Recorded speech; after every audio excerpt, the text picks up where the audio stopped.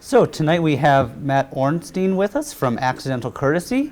Thanks for joining us for a quick chat in advance of the Canadian premiere, as I understand it. Hey, yeah, pleasure to be here. Great. So first, how about you just tell us a bit about what drew you to Daryl Davis and tell him the story? Sure. I first became aware of Daryl through a newspaper article about him. It sort of just gave the very broad sketches of what he did, which is he's a black man who likes to make friends with people in the KKK and other white supremacists. And I wanted to know why he did it, what he got out of it, you know, how he had the idea. I was instantly sort of compelled by it, and that started what would ultimately be a 3-year journey. I think the film speaks for itself in the sense that I don't beat anyone over the head, and it does show different viewpoints.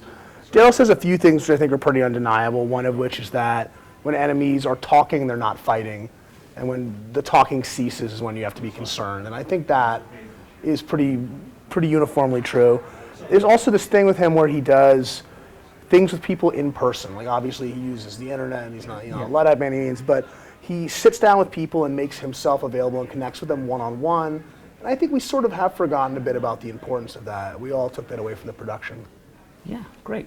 And we've had a chance to chat a bit about documentaries, and I'd love to hear what in particular draws you to a documentary, because you certainly sound like you watch a lot of great ones.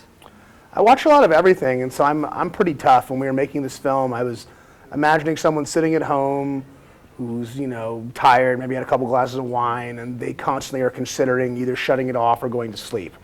And, we really wanted to fight to maintain their attention all the way through to the end of it.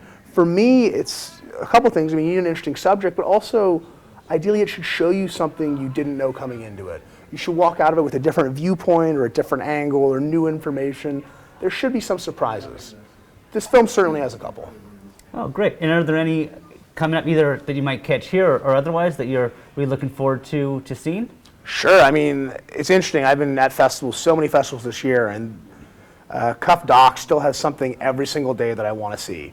There's Riding the Rails, there's Camera Person, there's the it's not called Christine, the Christine Chubbuck one. Like every day. Kate plays Christine. Yeah, I saw that at Sundance. It's great. Every day there's a film that I'm like, I have to go see that one. And I think that's no small accomplishment given how many films I've watched this year. This year I think was a great year for docs. I think Wiener was great. I think that Tickled was great. The 13th is really powerful.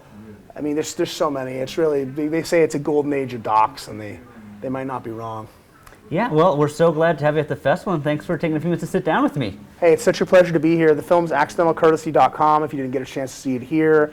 And I urge everyone to check out both CUFF.Docs and Main Cuff when they have that. The programming is really excellent and just very nice people all around. Great. Thank you. Yeah, it's true.